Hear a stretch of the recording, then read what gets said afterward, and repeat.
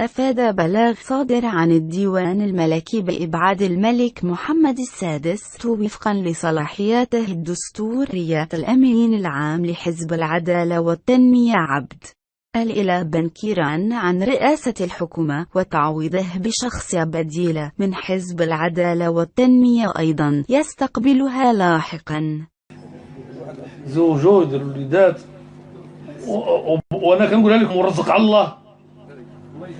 اما شوف خليونا الدريات بالخصوص تسنى وتا تكملي القرايه وتلقاي الخدمه وما نعرف شنو، توكلوا على الله.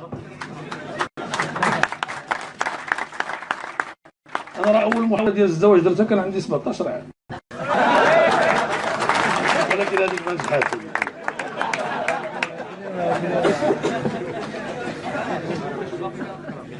الله يخليكم وليداتي، انا بقيتو فيا في الاول ودابا راني شرحت معكم. راه كنت الاوضاع عندي كانت مأزمه. كاين الاهانه ديال الشعب بكامله. واحد يجي يقول لك انا لانه انا مشيت معاك في الحكومه غادي ندافع على القضيه الوطنيه وحنا شنو نكونوا بطاطا.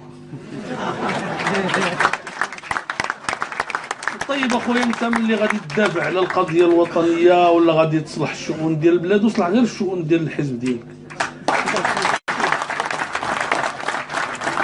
النهار الوالد رحمه الله كان كيجي عند خوتنا كانوا كيكرموه لاباس عليهم، كيدوزوه لبوزنيقه كيشريو ليه اللحم تمايا.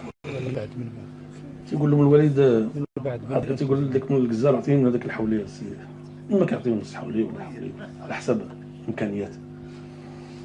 تيقول له خويا با خذ هذا راه هذاك. تيبين له شي واحد ماشي سمين بزاف، تيقول له وليدي هذاك ما دايرش الخير مع راسو، كيفاش غيدير يديروا معايا انا؟ واش اللي دك الحزب ديالو دك غادي يصلح البلاد؟ حنا في الاول غنقولوا لي علاش رحبتي بيا السبب؟ رحبت بيه طبعا، قلنا نساو الماضي ونشوفوا كذا الى اخره، تغاضينا وشويه. انت شوف واش كيدير دابا، كاع ما قلنا بسم الله، ياك سبيتي وعايرتي وصافي. بحال هذاك اللي مشى عند الاخر قال ليه سلفني، قال لي تتعايرني، شبعوا معيور. قال له عيرتي؟ قال له نعم. قال له هذاك الشيء اللي غنجي نطلبك الفلوس انت قلتيه، وسير دابا الله يعاونك. ولهذا الاخوان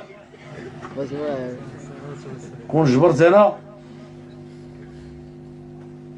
ما نعذبكمش، خليكم في الثقه.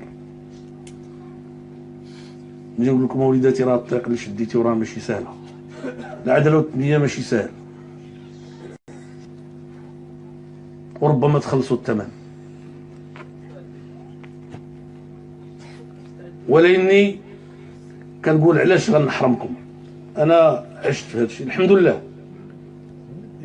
الحمد لله.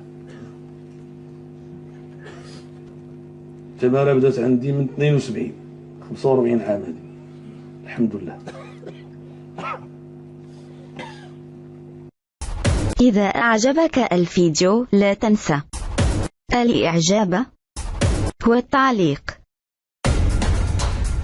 ولكي يصلك كل جديد اشترك الآن.